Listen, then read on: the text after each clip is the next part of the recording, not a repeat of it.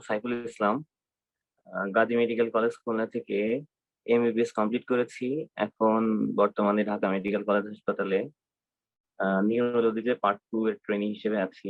আজকে যে সেশনটা হবে ডেভিশন টিম থেকে সেটা হচ্ছে কার্ডিওলজির উপরে। কার্ডিওলজি যে সিস্টেমটা, এটা খুবই গুরুত্বপূর্ণ একটা সিস্টেম। প্রফের ভাইবাও শুরু হয় কিন্তু এই কার্ডিওলজির যে বিভিন্ন ধরনের যে ডিজিজ গুলো আছে ডিজিজ গুলো দিয়ে, মেইনলি ইসিজি এবং এক্সরে দিয়ে সাধারণত ভাইবা শুরু হয়। তো ইসিজি থেকে আলটিমেটলি কার্ডিওলজির যে প্রশ্নগুলো আছে সেগুলো থেকেই স্যাররা প্রশ্ন করতে স্বাচ্ছন্দ্য বোধ করে বেশি।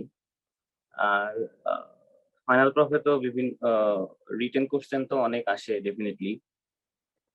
এছাড়া পোস্ট গ্রাজুয়েশনেও এফসিপিএস বা রেসিডেন্সিতেও কার্ডিওলজি থেকে অনেক প্রশ্ন আসে।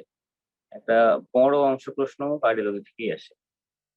আচ্ছা, আমার কথা কি ক্লিয়ারলি শোনা যাচ্ছে? আমার কথা কি ক্লিয়ারলি শোনা যাচ্ছে? কেউ যদি একটু হ্যাঁ হ্যাঁ হ্যাঁ রেসপন্স ভাই, তাহলে ভালো হবে আর কি। ভাই শোনা যাচ্ছে। জি ভাই, শোনা যাচ্ছে ভাই। আচ্ছা, অনলাইনে আসলে ক্লাস না খুবই ডিফিকাল্ট। মানে বোঝা যায় না যে কেউ বুঝতেছে কি বুঝতেছে না। রেসপন্স না করলে আসলে এটা আরো বেশি ডিফিকাল্ট হয়ে যাবে। তো তোমরা মাঝে মধ্যে একটু রেসপন্স করবা। আর কারো যদি কোনো কিছু বুঝতে সমস্যা হয় তাহলে জিজ্ঞেস করবা। এবং ক্লাসের শেষের দিকে আমরা প্রশ্নও নিব আর কি। কারো কোনো প্রশ্ন যদি থাকে সে প্রশ্নগুলো শুনবো, তখন সে প্রশ্নগুলোর আনসার দিব।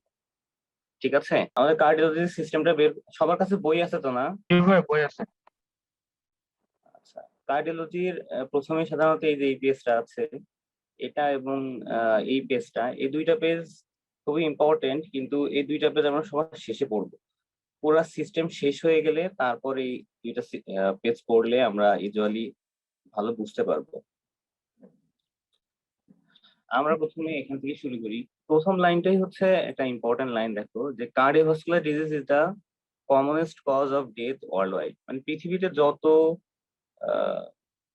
ডিজিজ আছে তার মধ্যে কার্ডিওভাস্কুলার ডিজিজের কারণেই ডেথ রেটটা অনেক বেশি। এরপরে যে জিনিসগুলো আছে এইগুলো একটু রিডিং পড়লে তোমরা বুঝতে পারবা। অ্যানাটমি এখানেও খুব বেশি ইম্পর্টেন্ট কিছু নাই। বেসিক্যালি মানে অ্যাট্রিয়া ভেন্ট্রিকল এইগুলোর মধ্যে যে একটা স্ট্রাকচারাল ডিফারেন্স সেগুলোই বলছে এখানে। অ্যাট্রিয়া গুলো সাধারণত থিন ওয়াল থাকে, ভেন্ট্রিকল গুলো সাধারণত থিক ওয়াল থাকে। কেন থিক ওয়াল থাকে? ইউজুয়ালি ভেন্ট্রিকল গুলোকে হাই ভলিউম ব্লাডের এগেনস্টে কাজ করতে হয়, যার কারণে ভেন্ট্রিকলের ওয়াল গুলো সাধারণত ঠিক হয়। এই কথাগুলো এখানে বলা হয়েছে অ্যাকচুয়ালি। এই লাস্ট যে প্যারাটা, এই লাস্ট প্যারাটা ইম্পর্টেন্ট। এখান থেকে দেখা যাচ্ছে কি? জি ভাই, দেখা যাচ্ছে। আচ্ছা, এই প্যারাটা হচ্ছে ইম্পর্টেন্ট। ইউজুয়ালি যে আমরা এক্স রে দেখি, সেই এক্স রেতে হার্টের যে শ্যাডোটা সেটা সাধারণত 50%-এর কম থাকে। আর যদি 50%-এর বেশি থাকে তখনই কিন্তু আমরা ইউজুয়ালি সেটাকে কার্ডিওমেগালি বলি। আর হার্টের যে বর্ডার গুলো এক্স রেতে, সেটা রাইট বর্ডার এবং লেফট বর্ডার, এই দুইটা বর্ডার কি কি কি স্ট্রাকচার দিয়ে ফরমেশন হয়, এই জিনিসটা হচ্ছে মোস্ট ইম্পর্টেন্ট জিনিস এখান থেকে। এবং এই এক্স রেটা দেখলে ভালোভাবে বোঝা যাবে। দেখো, এটা হচ্ছে রাইট বর্ডার আর এটা হচ্ছে লেফট বর্ডার। রাইট বর্ডারটা কি দিয়ে তৈরি হয়? রাইট বর্ডার তৈরি হয় হচ্ছে সুপিরিয়র ভেনা কাভা দিয়ে। ইনফিরিয়র ভেনা কাভা এখানে দেখা যাচ্ছে না অ্যাকচুয়ালি, কিন্তু ইনফিরিয়র ভেনা কাভাও থাকে। ইনফিরিয়র ভেনা কাভা, আর একটা হচ্ছে রাইট অ্যাট্রিয়াম, আর হচ্ছে রাইট ভেন্ট্রিকল। আর লেফট বর্ডারটা তৈরি হয় অ্যাওর্টিক আর্চ দিয়ে, পালমোনারি ট্রাঙ্ক দিয়ে, লেফট অরিকল দিয়ে, লেফট ভেন্ট্রিকল দিয়ে।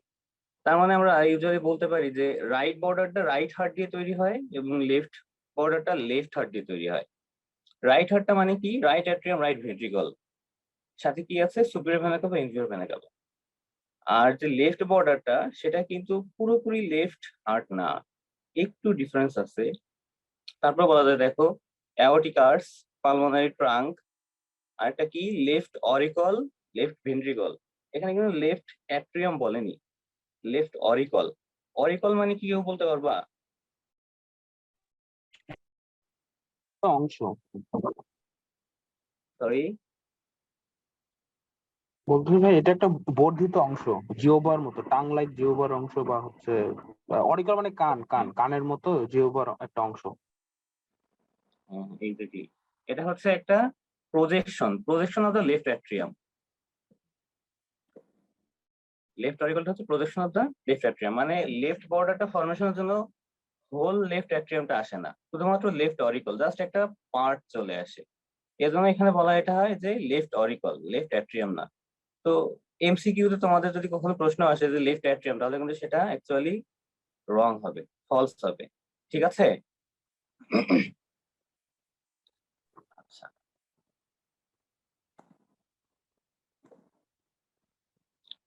এরপর হচ্ছে করোনারি সার্কুলেশন। করোনারি সার্কুলেশন আমরা জানি যে হার্টের ব্লাড সাপ্লাই দেয় করোনারি আর্টারি, একটা হচ্ছে রাইট করোনারি আর্টারি আর একটা লেফট করোনারি আর্টারি। এই করোনারি আর্টারি কোত্থেকে অ্যারাইজ করে? Coronary sinus of the aortic root থেকে। Coronary sinus of the aortic root থেকে অ্যারাইজ করার পরে within 2.5 centimetre of its origin left coronary আর্টারিটা আবার দুইটা ব্রাঞ্চ তৈরি করে, একটা হচ্ছে এলএডি আর একটা হচ্ছে এলসিএক্স, মানে লেফট অ্যান্টেরিয়র ডিসেন্ডিং আর্টারি আর একটা লেফট সার্কামফ্লেক্স আর্টারি। ঠিক আছে? মানে অরিজিন পর্যন্ত এই দুইটা লাইন জানলেই হবে। এরপরে জানতে হবে কোন আর্টারি আমাদের হার্টের কোন অংশে কিভাবে সাপ্লাই দিচ্ছে। এখানে এই যে পুরা প্যারাটা আছে,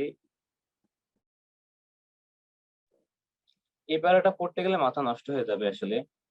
আমি একটু ইজি করে বলি, তাহলে তোমাদের জন্য ইজি হবে শুনতে। আমরা পড়লাম কি রাইট করোনারি আর্টারি এবং left coronary artery.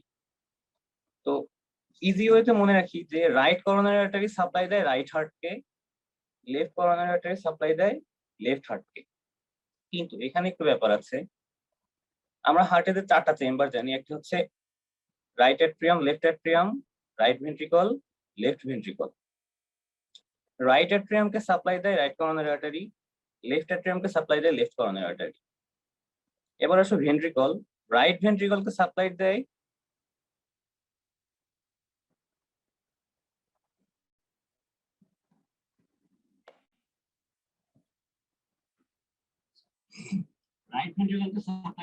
Right coronary artery except anterior interventricular groove of the right heart,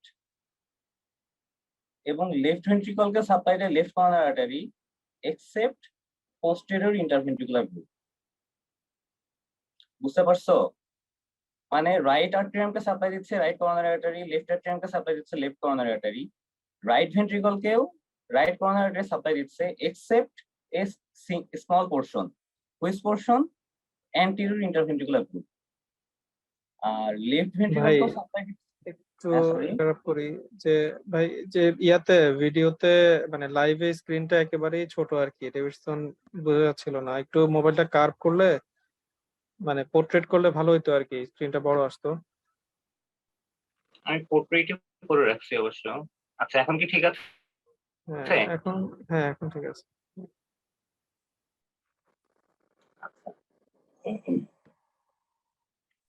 আসসালামু আলাইকুম। ভাইয়া, আপনি যখন কোনো লাইন দেখাইবেন একটু যদি হাইলাইটার ইউজ করতেন ভালো হইতো, বা পয়েন্টার ইউজ করলেন। আচ্ছা, আমি দেখাচ্ছি।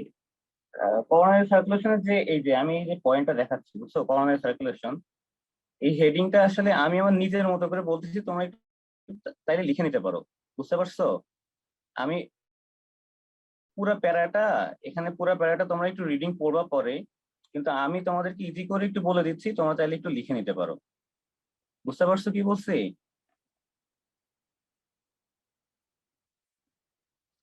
হ্যাঁ আমার জি কথা ভাইয়া, শোনা যায়? জি ভাইয়া বুঝতে পারছি। আচ্ছা, তো রাইট অ্যাট্রিয়ামকে সাপ্লাই দেয় রাইট করোনারি আর্টারি, লেফট অ্যাট্রিয়ামকে সাপ্লাই দেয় লেফট করোনারি আর্টারি, আর রাইট ভেন্ট্রিকলকেও সাপ্লাই দেয় right coronary artery except anterior interventricular groove, আর লেফট ভেন্ট্রিকলকেও সাপ্লাই দেয় left coronary artery except posterior interventricular group.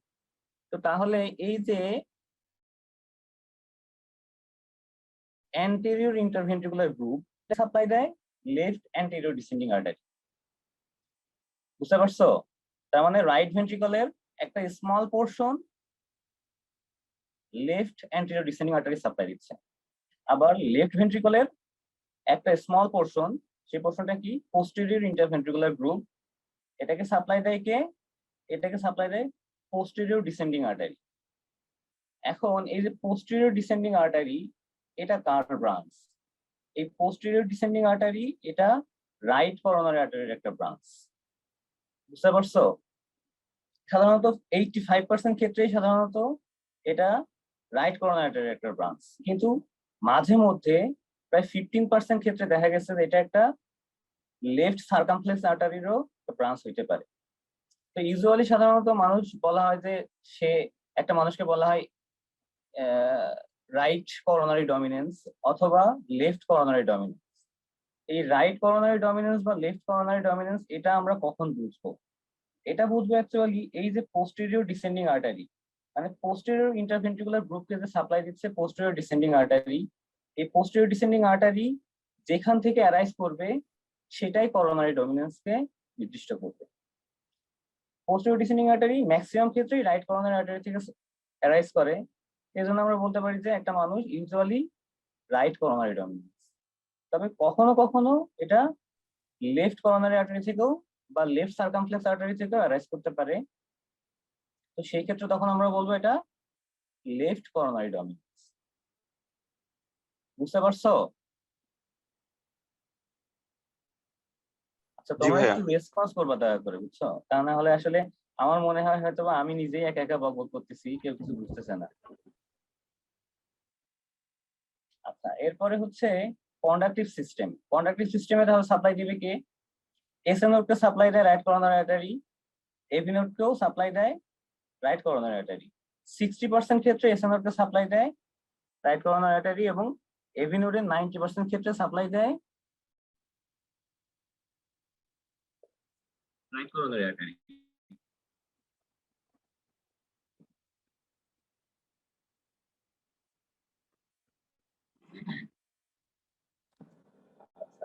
এছাড়া আছে কি bundle of His and Purkinje system. তো বান্ডেল অফ হিজের আবার কয়টা পার্ট? দুইটা পার্ট, একটা হচ্ছে রাইট বান্ডেল ব্রাঞ্চ আর একটা হচ্ছে লেফট বান্ডেল ব্রাঞ্চ। এই রাইট বান্ডেল ব্রাঞ্চকে সাপ্লাই দেয় কে? রাইট করোনারি আর্টারি, কিন্তু লেফট বান্ডেল ব্রাঞ্চের একটা পোর্শনকে সাপ্লাই দেয় লেফট করোনারি আর্টারি। পারকিনজি ফাইবারকেও সাপ্লাই দেয় রাইট করোনারি আর্টারি। ক্লিয়ার? মানে মোটামুটি যে কন্ডাক্টিভ সিস্টেম, পুরো কন্ডাক্টিভ সিস্টেমকেই actually right coronary artery supply দেয় আমরা যদি অ্যাজ এ হোল বলি, কিন্তু বান্ডেল অফ হিজের লেফট বান্ডেলের একটা পোর্শনকে সাপ্লাই দেয় left coronary artery. Coronary circulation নিয়ে কি মোটামুটি কারো কোনো কনফিউশন আছে কি? না ভাইয়া। আচ্ছা, এরপরে যে টপিকটা সেটা হচ্ছে কন্ডাক্টিভ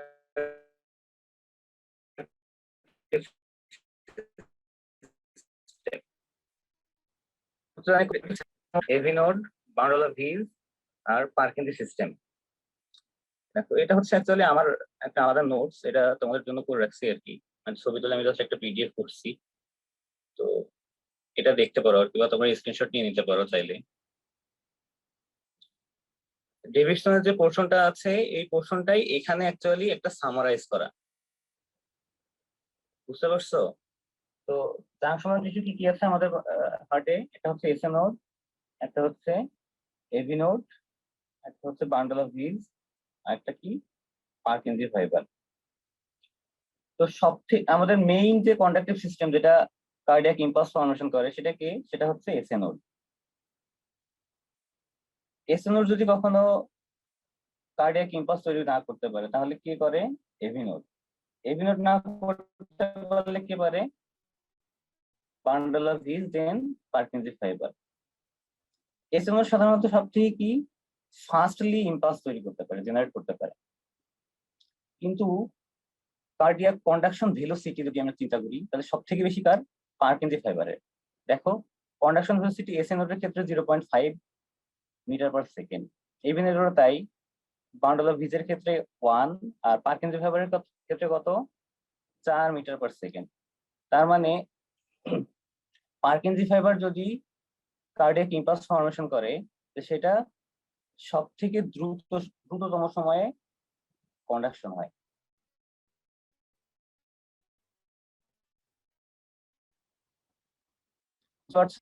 আচ্ছা, এস নোডের কাজ কি? এস নোডের কাজ হচ্ছে নর্মাল কার্ডিয়াক ইম্পালস ফর্মেশন করা। এভি নোডের কাজ কি? এভি নোডের কাজ হচ্ছে delays the passing of impulse from atria to ventricle.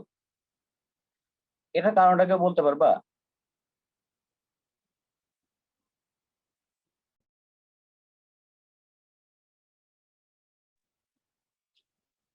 এই যে মানে এভি নোড কার্ডিয়াক ইম্পালসটাকে অ্যাট্রিয়া থেকে ভেন্ট্রিকলে নিতে একটু ডিলে করে। এই ডিলে করার কারণটাকে বলতে পারবা? ভেন্ট্রিকুলার ডায়াস্টলের জন্য টাইম দেয়। ডায়াস্টলের জন্য টাইম হচ্ছে নেয়। ওই টাইমে যায়, ওই আর টাইমে কেউ ফিলিং হয়, ভেন্ট্রিকুলার ফিলিং এর জন্য। আর কেউ কিছু বলবে? না আসলে এটা না। এস নোড থেকে এভি নোড, এভি নোড থেকে তারপরে ভেন্ট্রিকলে যায়, ভেন্ট্রিকল থেকে তারপরে পুরা যে ভেন্ট্রিকলের যে মাসল গুলো আছে সেখানে আমাদের কার্ডিয়াক ইম্পালস গুলো চলে যায়। এখন এভি নোড যদি একটু ডিলে না করতো তাহলে টোটাল ইম্পালসটা সরাসরি একদম অ্যাট্রিয়া থেকে ভেন্ট্রিকলে চলে যেত এবং কন্টিনিউয়াস এই কার্ডিয়াক ইম্পালস যাওয়ার কারণে এক সময় দেখা যেত যে হার্টের যে মাসল গুলো আছে সেগুলো ফ্যাটিক হয়ে গেছে এবং টিটানাইজড হয়ে গেছে। এই ফ্যাটিক এবং টিটানাইজ এইটা থেকে রক্ষা করতে ইউজুয়ালি এভি নোড এই কার্ডিয়াক ইম্পালসটাকে ডিলে করে। এটাকে বলা হয় এভিনোডাল ডিলে বা রিফ্রাক্টরি পিরিয়ড। ফার্স্ট ইয়ারে মনে হয় তোমরা পড়ছিলা সিভিএস ফিজিওলজিতে, ভুলে গেছো হয়তো। বুঝতে পারছো? বুঝতে পারছি। জি ভাই বুঝতে পারছি।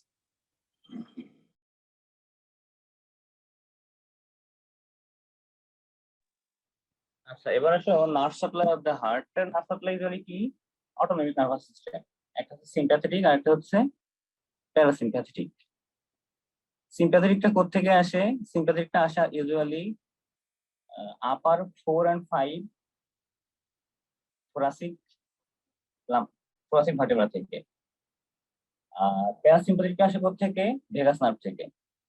ঠিক আছে, সিম্প্যাথেটিকটা আসে কোত্থেকে? আপার 4 and 5 thoracic সেগমেন্ট থেকে, আর প্যারাসিম্প্যাথেটিকটা আসে ভেগাস নার্ভ থেকে। আচ্ছা, হার্টের যে সিম্প্যাথিক যে রিসেপ্টরটা আছে সেটা কি? সেটা হচ্ছে বেটা 1 রিসেপ্টর। আর প্যারাসিম্প্যাথেটিক যেটা কি? প্যারাসিম্প্যাথেটিকটা হচ্ছে মাস্কুলিনিক 2 রিসেপ্টর। আমার এই যে পেজটাতে যে লাল লাল কালি দিয়ে দাগানো আছে এগুলো দেখলে বুঝতে পারবো অ্যাকচুয়ালি। বুঝতে পারছো? এখানে আসলে হাইলাইট করার কোনো আমি অপশন পাচ্ছি না।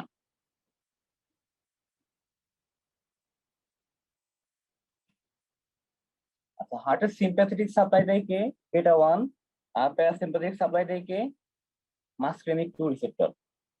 তো এই বেটা 1 সিম্প্যাথেটিক সাপ্লাই দিলে কি ইফেক্ট হবে? সিম্প্যাথেটিকের কাজ কি হার্টে? বেটা 1 হার্ট রিসেপ্টর রেটটা যখন বাড়ায় উচ্চ দিবে। থাকে। হ্যাঁ বলো। হার্ট রেট বাড়ানো, ফোর্স অফ কন্ট্রাকশন বাড়ানো, কন্ট্রাকশন ভেলোসিটি বাড়ানো।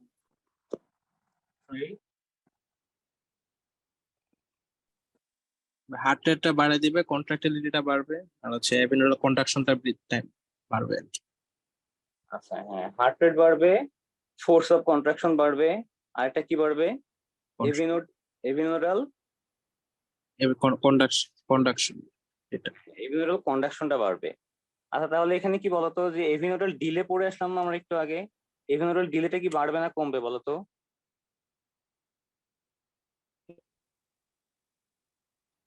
কমবে। কমবে। ডিলেটা কমবে, হ্যাঁ ডিলেটা ইউজুয়ালি কমবে। এভিনোডাল ডিলে বা রিফ্র্যাক্টিভ পিরিয়ডটা কমবে, কারণ হার্ট বেশি বেশি কন্ট্রাকশন করবে, হার্ট রেট বেশি বেশি প্রডিউস হবে, এই জন্য এভিনোডাল ডিলেটা কমবে। আর প্যারাসিম্প্যাথেটিক সাপ্লাই কি করবে? জাস্ট অপোজিট, হার্ট রেট কমবে, ফোর্স অফ কন্ট্রাকশন কমবে, কিন্তু এখানে কি হবে, এভিনোরের ডিলেটা কি হবে, প্রলং হবে। ঠিক আছে? জি ভাই। এই যে দেখো, আমি এটা আমার নোটস আর কি, আমি জাস্ট ছবি তুলে একটা পিডিএফ এর মতো করছিলাম। আর এই দেখো, effects of the sympathetic and parasympathetic stimulation of the heart, দেখতে পাচ্ছো? একটা বক্স দেখছো? দেখো, increased cardiac activity, increased heart rate, increased force of contraction, increased conduction to S to AV node. ঠিক আছে? আচ্ছা, পাশাপাশি দেখো লেখা আছে যে পজিটিভ ক্রোনোট্রপিক, পজিটিভ আয়নোট্রপিক। এই ক্রোনোট্রপিক আয়নোট্রপিক বুঝো? আমি বলি, ক্রোনোট্রপিক মানে দেওয়াই আছে এখানে। ক্রোনোট্রপিক মানে হচ্ছে হার্ট রেট বাড়া, আর আয়নোট্রপিক মানে হচ্ছে কন্ট্রাকশন বাড়া। এটাই অনেক গুলাই ফেলে যে ক্রোনোট্রপিক মানে হয়তো বা মনে করে যে কন্ট্রাকশন বাড়বে, আর আয়নোট্রপিক মানে মনে করবে যে হার্ট রেট বাড়বে। তো এটা বোঝার জন্য একটা ছোট ইয়ে মনে রাখতে পারো, ক্রিক, CRIC, ক্রিকেটের শর্ট যে ফর্মটা ক্রিক, এই ক্রিকটুকু মনে রাখতে পারো। ক্যাপিটাল সি এর ক্রোনোট্রপিক, আর আর মানে হচ্ছে রেট, মানে ক্রোনোট্রপিক রেট বাড়াবে, আর আইসির আই হচ্ছে আয়নোট্রপিক, এবং পরের সি হচ্ছে কন্ট্রাকশন, মানে আয়নোট্রপিকটা কি করবে, কন্ট্রাকশনটা বাড়াবে। ঠিক আছে? জি ভাই, বুঝতে পারছি। আচ্ছা, এরপরে দেখো মায়োকার্ডিয়াল কন্ট্রাকশন। মায়োকার্ডিয়াল কন্ট্রাকশনের প্রথম যে লাইনটা দেখো, মায়োকার্ডিয়াল সেল বা মায়োসাইটস আর অ্যাবাউট 50 to 100 মাইক্রোমিটার লং। এটা হচ্ছে ইম্পর্টেন্ট একটা লাইন। এবং এর প্রত্যেকটা cell, each cell branches and interdigitates with adjacent cells. হার্টের যে মাসল আছে তার মধ্যে ইন্টারকালেটেড ডিস্ক আছে, এটা কিন্তু আমরা ছোটকাল থেকেই পড়ে আসছি। এই ইন্টারকালেটেড ডিস্কের মাধ্যমে যে কার্ডিয়াক কন্ট্রাকশন হয়, যে কার্ডিয়াক যে কন্ডাকশনটা হয়, সেটা কিসের মাধ্যমে হয়, গ্যাপ জাংশনের মাধ্যমে। আর মেকানিক্যাল কন্ডাকশন যেটা হয়, সেটা কিসের মাধ্যমে হয়, ফাসা অ্যাডহেরেন্সের মাধ্যমে। এটা খুবই ইম্পর্টেন্ট একটা লাইন। লাস্ট সেশনে হচ্ছে FCPS পরীক্ষা হয়েছে, সেই পরীক্ষায় এখান থেকে প্রশ্ন আসছে যে হার্টে মেকানিক্যাল কন্ডাকশন কিভাবে হয়।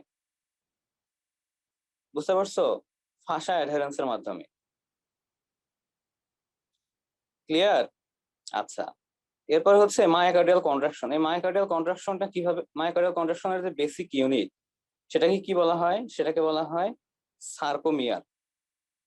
ঠিক আছে? এটাকে কি বলা হয়, সার্কোমিয়ার। সার্কোমিয়ার কি? সার্কোমিয়ারটা হচ্ছে একটা একটা জেড লাইন, যার দুই পাশে কি থাকে, অ্যাক্টিন থাকে, মায়োসিন থাকে।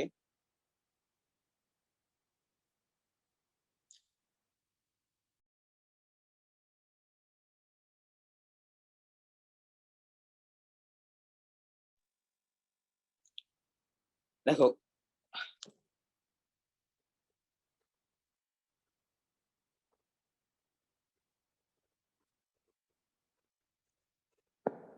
এই যে ছবিটা দেখা যাচ্ছে, দেখো, জেড লাইন, একদম লাস্ট যে ছবিটা, এটাই হচ্ছে সার্কোমিয়ার অ্যাকচুয়ালি।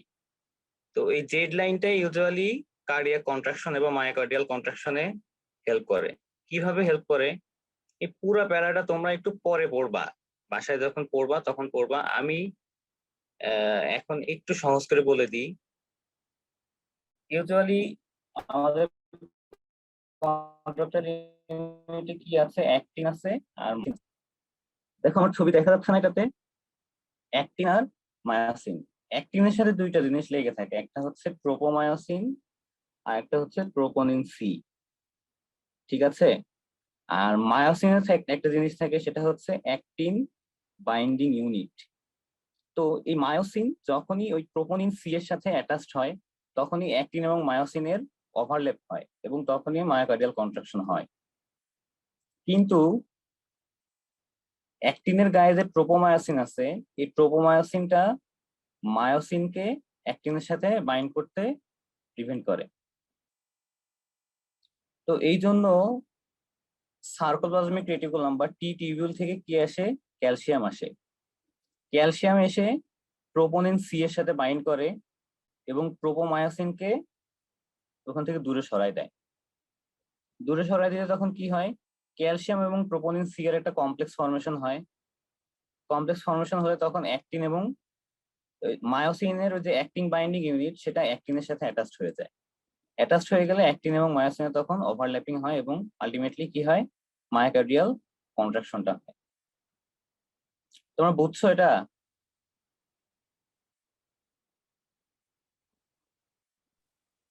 জি ভাইয়া বুঝতে পারছি। আচ্ছা, তোমরা চাইলে এটা একটু স্ক্রিনশট নিয়ে নিতে পারো। আমি কি আরেকবার বলবো, এটা বলার দরকার আছে কি? না ভাইয়া বুঝতে পারছি।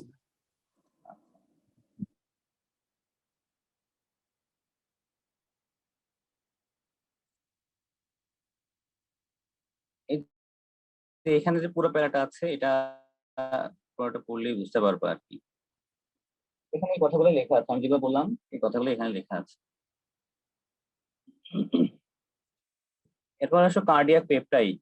কার্ডিয়াক পেপটাইড হচ্ছে দুইটা, একটা হচ্ছে এএনপি আর একটা বিএনপি। এএনপি হচ্ছে অ্যাট্রিয়াল নাট্রিউরেটিক পেপটাইড আর একটা ব্রেইন নাট্রিউরেটিক পেপটাইড। এএনপির দুইটা কাজ, একটা ভেসোডাইলেটর হিসেবে কাজ করে একই সাথে এবং আরেকটা ডায়ুরেটিক হিসেবে কাজ করে। বুঝতে পারছো? এএনপি একই সাথে ডায়ুরেটিক এবং ভেসোডাইলেটর হিসেবে কাজ করে, আর বিএনপি শুধুমাত্র ডায়ুরেটিক হিসেবে কাজ করে।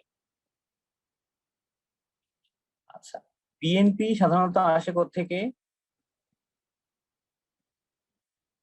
বিএনপি আসে অ্যাকচুয়ালি পোর্সাইন যে ব্রেইন সেখান থেকে আসে। দেখো প্রথমে আমি যেটা বলছি সেটাই লেখা আছে, ANP acts as a vasodilator এবং অ্যাক্টস অ্যাজ এ ডায়ুরেটিক্স। আর বিএনপি কোত্থেকে আসে? পোর্সাইন ব্রেইন থেকে আসে। এবং এটা কোত্থেকে আসে? ভেন্ট্রিকুলার যে মায়োসাইট আছে সেখান থেকে আসে। বিএনপি সাধারণত প্রথমে একটা প্রো হরমোন হিসেবে রিলিজ হয়, যেখান থেকে দুইটা জিনিস তৈরি করে, বিএনপি তৈরি করে এবং একটা কি এন্টি প্রো বিএনপি তৈরি করে। সাধারণত হার্ট ফেলিওর হলে আমরা একটা টেস্ট করতে দিই, সেটা হচ্ছে এন্টি প্রো বিএনপি। মানে এন্টি প্রো বিএনপির লেভেল যদি বেড়ে যায় ইউজুয়ালি, তাহলে আমরা বুঝি যে তার ভেন্ট্রিকুলার ডিসফাংশন আছে, ইউজুয়ালি লেফট ভেন্ট্রিকুলার ডিসফাংশন। বোঝা গেছে? তো বিএনপির কাজ কি? বিএনপি ইউজুয়ালি ডায়ুরেটিক্স হিসেবে কাজ করে এবং কি করে, লেফট ভেন্ট্রিকুলার ডিসফাংশন এটাকে ডায়াগনোসিস করতে হেল্প করে। আর এএনপির কাজ কি? এএনপি ভেসোডাইলেটর হিসেবে কাজ করে এবং ডায়ুরেটিক্স হিসেবে কাজ করে। ক্লিয়ার? আচ্ছা, জি ভাইয়া বুঝতে এরপরে পারছি। আসো সার্কুলেশন। সার্কুলেশন থেকে এটা তোমরা নিজেরাই পড়তে পারবা যে রাইট অ্যাট্রিয়াম থেকে ব্লাড পায়, superior vena CAVA, inferior vena CAVA, right atrium থেকে তারপরে কোথায় যায়? রাইট ভেন্ট্রিকল, তারপরে লাঙে যায়, আবার এদিকে লাং থেকে পালমোনারি ভেইন দিয়ে লেফট অ্যাট্রিয়াম থেকে লেফট ভেন্ট্রিকল। এসব কথাবার্তা এখানে লেখা আছে, একটু পড়বা। এখানে যে একটা কথা আছে দেখো আন্ডারলাইন করা, উইনকেসেল ইফেক্ট। এটা আমি বলি, উইনকেসেল ইফেক্টটা হচ্ছে ইউজুয়ালি যে ইলাস্টিক আর্টারি, আমাদের বডিতে যে ইলাস্টিক আর্টারি গুলো আছে, আমাদের অ্যাওটা কিন্তু সব থেকে বড় একটা ইলাস্টিক আর্টারি। মানে এই অ্যাওটাতে সাধারণত মাসকুলার টিস্যু গুলো সাধারণত কম থাকে, ইলাস্টিক টিস্যু বেশি থাকে, যার কারণে আমাদের ইলাস্টিসিটি অনেক বেশি। তো লেফট ভেন্ট্রিকল যখন সিস্টল হয়, তো লেফট ভেন্ট্রিকল থেকে ব্লাড যখন অ্যাওর্টার মাধ্যমে হোল বডিতে যায়, তখন এই অ্যাওর্টা গুলো কি হয়? এক্সপান্ড হয়। এক্সপান্ড হয়ে কিছুটা পরিমাণ ব্লাড এখানে রিজার্ভার হিসেবে কাজ করে। আচ্ছা, তো সিস্টলের সময় যখন ব্লাড পুরো বডিতে যাচ্ছে, তখন তো সিস্টোলিক একটা ব্লাড প্রেশার পাওয়া যাচ্ছে এবং একই সাথে অ্যাওর্টা কিছু পরিমাণ ব্লাড এখানে তার নিজের কাছে রিজার্ভার হিসেবে কাজ করে। তো সিস্টল যখন শেষ হয়ে যায়, তারপরেও তো একটা সাস্টেইন যে ব্লাড ফ্লো সেটা তো মেনটেন করার দরকার হয়, তাই না? তা না হলে তো আলটিমেটলি কি হবে, যে ব্লাড প্রেশারটা ড্রপ করে যাবে। তো যে পরিমাণ ব্লাডটা রিজার্ভার হিসেবে রেখে দিয়েছিল, সেই পরিমাণ ব্লাডটাই আবার কি হয়, ডায়াস্টোলিক বিপিটাকে মেনটেন করে। তো ওয়েনকেসেল ইফেক্টটা হচ্ছে ওইটাই, যে মানে একটা সিস্টোলিক বিপির সাথে সাথে একটা সাস্টেইনড ডায়াস্টোলিক বিপি সেটাকেও মেনটেন করে।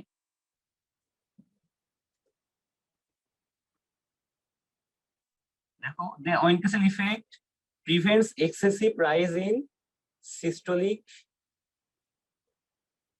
BP while sustaining diastolic BP, thereby reducing cardiac afterload and maintaining the coronary perfusion.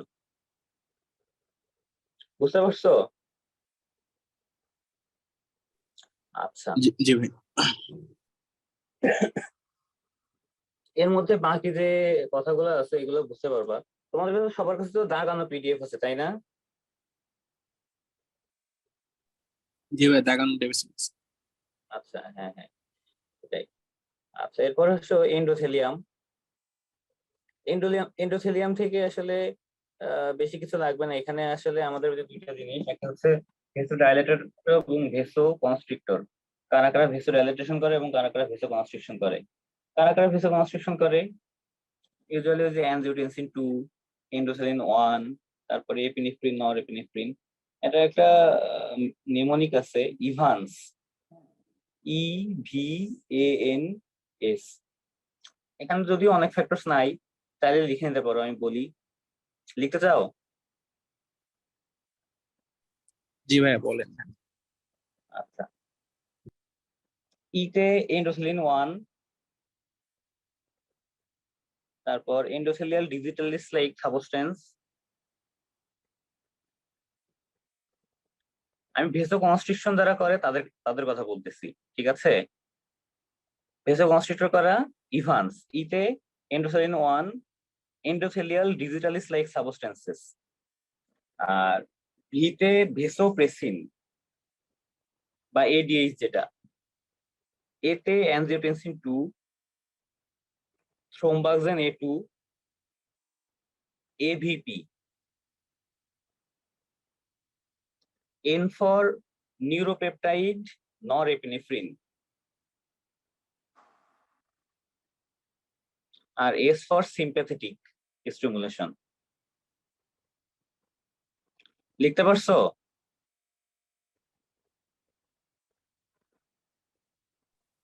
জি ভাই লিখতে পারছি। আচ্ছা, তাহলে এন্ডোথেলিয়ামের এই ভেতরে এগুলো পড়বা, একটু রিডিং পড়লেই বুঝতে পারবা। আমি মোটামুটি ভেসো কনস্ট্রিক্টর কারা তারা বলে দিলাম, আর বাকি যারা থাকবে তারা হচ্ছে ভেসোডাইলেটর। আচ্ছা, রেসপিরেশনের সাথে আমাদের কার্ডিয়াক সাপ্লাই এর কোনো রোল আছে কিনা? অবশ্যই আছে। এই যে একটা বক্স দেখতে পাচ্ছ 16.1, হিমোডাইনামিক ইফেক্টস অফ রেসপিরেশন, এটা খুবই ইম্পর্টেন্ট একটা বক্স।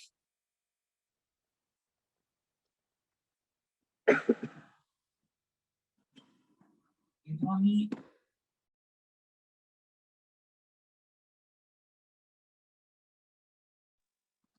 সবসময় মনে রাখবো যে ইনস্পিরেশনের সময় সব ধরনের প্রেসার ফল করে, একটা প্রেসার বাদে, সেটা হচ্ছে intraabdominal pressure. All pressure decreases except intraabdominal pressure during inspiration. কারণ কি দেখো, যখন ইনস্পিরেশন হয় তখন কি ভেনাস রিটার্ন বাড়ে। ভেনাস রিটার্ন বাড়লে কি হয়, হার্টে ব্লাড সাপ্লাইও বেড়ে যায়, রাইট হার্টের ব্লাড সাপ্লাইটাও বেড়ে যায়। আচ্ছা, যখন ইনস্পিরেশন হয় তখন কি হয়, তখন এই যে থোরাসিক ক্যাভিটির যে অ্যান্টেরিয়র পোস্টেরিয়র এবং সাইড টু সাইড যে ডায়ামিটার সেটা বেড়ে যায়। বেড়ে গেলে কি হয়, থোরাসিক ক্যাভিটির যে প্রেসারটা সেটা কমে যায়। কিন্তু কি হয়, এখানে ডায়াফ্রামটা নিচের দিকে নেমে যায় যখন ইন্সপিরেশন নেই, কারণ ডায়াফ্রামের মাসলটা কন্ট্রাকশন হয়। তো ডায়াফ্রামের মাসলটা কন্ট্রাকশন হওয়ার কারণে ডায়াফ্রামটা যেহেতু নিচের দিকে নেমে যায়, তার মানে কি হয়, ইন্ট্রা অ্যাবডোমিনাল প্রেসারটা বেড়ে যায়। তার মানে রেসপিরেশনে অ্যাকচুয়ালি সব প্রেসার ফল করে except intra abdominal pressure. Intra abdominal প্রেসারটা ইনক্রিজ করে। আচ্ছা, ব্লাড প্রেসারও ফল করে। ব্লাড প্রেসার কিভাবে ফল করে দেখো, এই যে বললাম যে ইনস্পিরেশনের সময় কি হয়, ভেনাস রিটার্ন বাড়ে। ভেনাস রিটার্ন বাড়লে কি হয়, রাইট এট্রিয়ামে বেশি বেশি ব্লাড আসে। রাইট এট্রিয়ামে বেশি বেশি ব্লাড আসে, রাইট এট্রিয়াম ব্লাড কোথায় যাবে, রাইট ভেন্ট্রিকল। রাইট ভেন্ট্রিকল যখন ওভারফ্লো হয়, মানে রাইট ভেন্ট্রিকল যখন বেশি বেশি ব্লাড আসে, তখন কি করে, সে লেফট ভেন্ট্রিকলকে একটু পুশ করে। তার মানে ইউজুয়ালি লেফট ভেন্ট্রিকল যে পরিমাণ ব্লাড ধারণ করতে পারতো, তার থেকে একটা স্মল অ্যামাউন্ট অফ ব্লাড কম ধারণ করতে পারে। যেহেতু এখন ইনস্পিরেশন হচ্ছে, ইনস্পিরেশনের সময় যেহেতু রাইট হার্টে ব্লাড বেশি, তো লেফট ভেন্ট্রিকলে যেহেতু ব্লাড কম, তার মানে লেফট ভেন্ট্রিকল থেকে যখন ওই যে অ্যাওর্টিক ভালভ ওপেন হয়ে পুরো বডিতে ব্লাড সাপ্লাই দিবে, তখন তার প্রেশারটাও একটু কম থাকবে। ক্লিয়ার? আলটিমেটলি ব্লাড প্রেশারটা এই জন্য কম থাকে, এবং সেটা কতটুকু? Usually up to 10 millimeter of mercury. ইন্সপিরেশনের সময় আমরা ব্লাড প্রেশার মাপলে ইউজুয়ালি কতটুকু কম পাবো? 10 মিলিমিটার অফ মার্কারি কম পাবো। এই বুঝতে পারছো?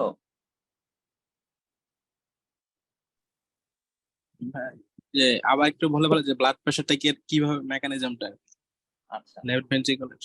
আচ্ছা, যখন ইন্সপিরেশন হয় তখন ইউজুয়ালি কি হয়? ভেনাস রিটার্নটা বাড়ে। তার মানে সুপিরিয়র ভেনা কাভা এবং ইনফেরিয়র ভেনা কাভা দিয়ে রাইট অ্যাট্রিয়ামে ব্লাড আসতেছে, রাইট অ্যাট্রিয়াম থেকে রাইট ভেন্ট্রিকল। তো রাইট ভেন্ট্রিকলে কি হয়? স্বাভাবিকের চাইতে ইন্সপিরেশনের সময় একটু বেশি ব্লাড থাকে। তো যেহেতু একটু বেশি ব্লাড থাকে, তো সে কি করে? সে রাইট ভেন্ট্রিকলটা কি করে? লেফট ভেন্ট্রিকলটাকে একটু পুশ করে। তার মানে লেফট ভেন্ট্রিকল যেহেতু পুশড হয়, তার মানে সে স্বাভাবিকের চাইতে একটু কম পরিমাণ ব্লাড ধারণ করতে পারে। এইটুকু পর্যন্ত বুঝছো কি? হ্যাঁ ভাই, এতটুকু বুঝতে পারছি। আচ্ছা, তো লেফট ভেন্ট্রিকলে যেহেতু ব্লাড স্বাভাবিকের চাইতে একটু কম, তো লেফট ভেন্ট্রিকলে যখন সিস্টোল হবে, সেটাই কি আমাদের সিস্টোলিক বিপিটাকে কোইনসাইড করে, তাই না? জি ভাই। তো যেহেতু লেফট ভেন্ট্রিকলে ইন্সপিরেশনের সময় একটুখানি ব্লাড কম স্বাভাবিকের চাইতে, তার মানে এখন যে সিস্টোলটা হবে, এই সিস্টোলের কারণে যে প্রেশারটা পাবো, সেই প্রেশারটাও কি হবে? এক্সপিরেশনের যাবে। সময় তুলনায় একটু কম পাবো। জি ভাই, বুঝতে পারছি। ক্লিয়ার?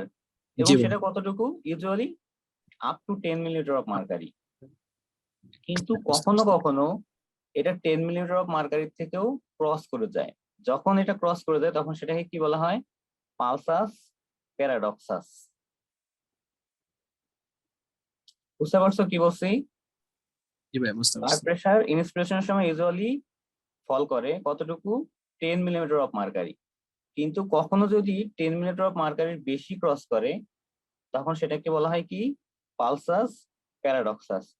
দেখো ওই যে আন্ডারলাইন করা আছে পালসাস প্যারাডক্সাস যে লাইনটা, সো এই যে পালসাস প্যারাডক্সাস এই লাইনটা। জি ভাই, দেখা গেছে। এবার আসো হার্ট রেট বাড়ে। আচ্ছা, সেকেন্ড হার্ট সাউন্ডটা কি হয়? স্প্লিট হয়। আমরা জানি সেকেন্ড হার্ট সাউন্ডের কয়টা কম্পোনেন্ট? দুইটা কম্পোনেন্ট, একটা হচ্ছে A2 আর একটা কি? P2, মানে অ্যাওর্টিক কম্পোনেন্ট আর একটা কি? Pulmonary component. দেখো আমি একটু আগেই বললাম কি, যেহেতু ইন্সপিরেশনের সময় কি হয়? রাইট হার্টে ব্লাড বেশি আসে, তাই না? তার মানে রাইট ভেন্ট্রিকল থেকে পালমোনারি ভালভটা ওপেন হয়ে ব্লাড কোথায় যায়? লাংয়ে যায়। আর লেফট ভেন্ট্রিকল থেকে অ্যাওর্টিক ভালভ ওপেন হয়ে কোথায় যায়? হোল বডিতে যায়। যেহেতু রাইট হার্টে ব্লাড বেশি, তার মানে এই রাইট হার্ট থেকে বা রাইট ভেন্ট্রিকল থেকে পালমোনারি ভালভটা ক্লোজ হইতেও কি বেশি সময় লাগবে। তার মানে P2 কি? স্বাভাবিকের চাইতে অনেক বেশি পরে শোনা যাবে। বুঝছো না বোঝো নাই? হ্যাঁ, ব্লাড বেশি থাকলে দেরিতে আচ্ছা দেখো, বাল্ব খুলবে। আমি আবার বলি, দেখো সেকেন্ড হার্ট সাউন্ডের কয়টা কম্পোনেন্ট? দুইটা কম্পোনেন্ট, একটা হচ্ছে A2 আর একটা হচ্ছে P2। A2টা কি মানে? আচ্ছা, সেকেন্ড হার্ট সাউন্ড কেন প্রডিউস হয় ইউজুয়ালি? এটা আমাদের যদি aortic valve and pulmonary valve যখন ক্লোজ হয় তখনই সাধারণত সেকেন্ড হার্ট সাউন্ড প্রডিউস হয়, এটা তো জানো। তো হ্যাঁ জি ভাই। যখন অ্যাওর্টিক ভালভটা ক্লোজ হয় তখন সেটাকে সেই কম্পোনেন্টটাকে বলা হয় A2, আর পালমোনারি ভালভটা ক্লোজ হলে তখন সেই কম্পোনেন্টটাকে বলা হয় P2। ক্লিয়ার? আচ্ছা, জি ভাই। এখন ইন্সপিরেশনের সময় কি হয়? রাইট হার্টে ব্লাড বেশি থাকে, এটা একটু আগেই আমি বলেছি। তো রাইট হার্টে যেহেতু রাইট হার্ট মানে কি? রাইট ভেন্ট্রিকলে ব্লাড বেশি, আর এদিকে লেফট ভেন্ট্রিকলে ব্লাড কি ইউজুয়ালি একটু কম। তো লেফট ভেন্ট্রিকল থেকে ব্লাড অ্যাওর্টাতে যাওয়ার সময় যেতে যে সময় নিবে, রাইট ভেন্ট্রিকল থেকে পালমোনারি ট্রাঙ্কে ব্লাড যেতে কি তার থেকে আরো বেশি সময় নিবে না, যেহেতু এখানে ব্লাড বেশি। জি তার ভাই। মানে অ্যাওর্টিক যে ভালভ, মানে সিস্টোল কমপ্লিট হওয়ার পরে অ্যাওর্টিক ভালভটা কি আগেই ক্লোজ হয়ে যাবে। কিন্তু তখনও দেখা যাবে যে রাইট ভেন্ট্রিকলে ব্লাড বেশি থাকার কারণে পালমোনারি ভালভটা তখনও ক্লোজ হইতে পারে নাই। বুঝতে পারছো কি বলছি? হ্যাঁ জি ভাই, এখন বুঝতে পারছি। যার কারণে A2টা একটু আগে শোনা যায় আর P2টা একটু পরে শোনা যায়। এই জন্য বলা হয়েছে যে সেকেন্ড হার্ট সাউন্ডটা কি হয়, স্প্লিট হয়ে যায়। স্প্লিট মানে কি, দুই ভাগ হয়ে যায়, মানে A2 আগে শোনা যায়, P2 পরে শোনা যায়। ক্লিয়ার? তো জি ইন্সপিরেশন ভাই। হচ্ছে এই ইফেক্ট গুলা হয়, আর এক্সপ্রেশন হতে কি হয়, এক্সপ্রেশন জাস্ট অপোজিট ইফেক্ট গুলা। ঠিক আছে, একটা মনে রাখলেই হবে, বাকিগুলো না মনে রাখলেও চলবে।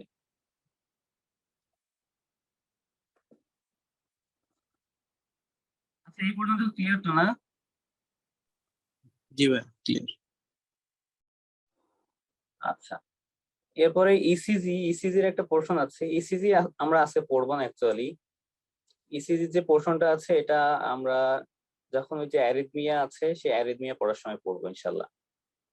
তোমরা এরপরে যে 398 পেজ আছে, 398 পেজে চলে আসো। আচ্ছা, মানে আমাদের কমন কার্ডিয়াক যে প্রেজেন্টেশন গুলো থাকে সেটা একটা কি, একটা চেস্ট পেইন অন এক্সারশন, একটা severe prolong chest pain, breathlessness, syncope, আরেকটা কি, আরেকটা পালপিটেশন। তো চেস্ট পেইন অন এক্সারশন এটা কি, এটা মানে কি, এক্সারশনে যদি চেস্ট পেইন হয় তো সেটা কি ইউজুয়ালি কি ইন্ডিকেট করে, অ্যানজাইনাকে ইন্ডিকেট করে। এবং এর জন্য কি করতে হবে, সিটি করোনারি অ্যানজিওগ্রাফি হচ্ছে ফার্স্ট লাইন ইনভেস্টিগেশন। ঠিক আছে, সিটি করোনারি অ্যানজিওগ্রাফি হচ্ছে চেস্ট পেইন অন এক্সারশনের জন্য ফার্স্ট লাইন ইনভেস্টিগেশন। ঠিক আছে, ভেতরের লাইনগুলো তোমরা একটু পড়বা, পড়লে ইউজুয়ালি বুঝতে পারবা। আমি যে যে লাইনগুলো পড়তে হবে এগুলো একটু বলে যাচ্ছি এবং দাগিয়ে দিয়ে যাচ্ছি, যদিও তোমাদের কাছে দাগানো পিডিএফ আছে, দাগানো বই আছে, তারপরেও এখন একটু ওভারভিউ করে নাও এবং আরেকটু দাগায় নাও। আচ্ছা, আরেকটা হচ্ছে severe prolong chest pain. Severe prolong chest pain যদি থাকে ইউজুয়ালি এটা সাধারণত কি ইন্ডিকেট করে, সাধারণত এসিএস মানে অ্যাকিউট করোনারি সিনড্রোমকে ইন্ডিকেট করে, either ST elevated MI or non ST elevated MI. ঠিক আছে, এবং এর জন্য সব থেকে ইম্পর্টেন্ট ইনভেস্টিগেশন কি, সব থেকে মোস্ট ইম্পর্টেন্ট ইনভেস্টিগেশন হচ্ছে একটা ইসিজি।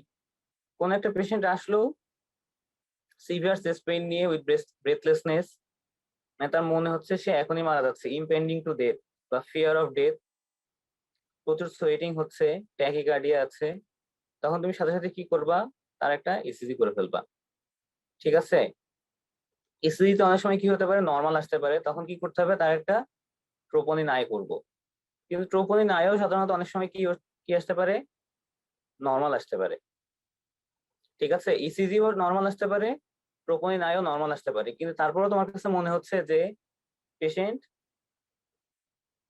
অ্যাকিউট করোনারি সিনড্রোমে ভুগছে, তাহলে তুমি কিভাবে কনফার্ম করবা, তুমি 6 থেকে 12 ঘন্টা পরে আবারও কি করবা, ট্রোপোনিন আই করবা। তখন দেখবা যে চেঞ্জ আসবে, ইসিজি চেঞ্জও আসবে বা ট্রোপোনিন আইও বাড়বে। এই যে আন্ডারলাইন করা দাগগুলো বুঝতে পারছো, আমি কিন্তু আন্ডারলাইন করা দাগগুলোই বলছি আর কি।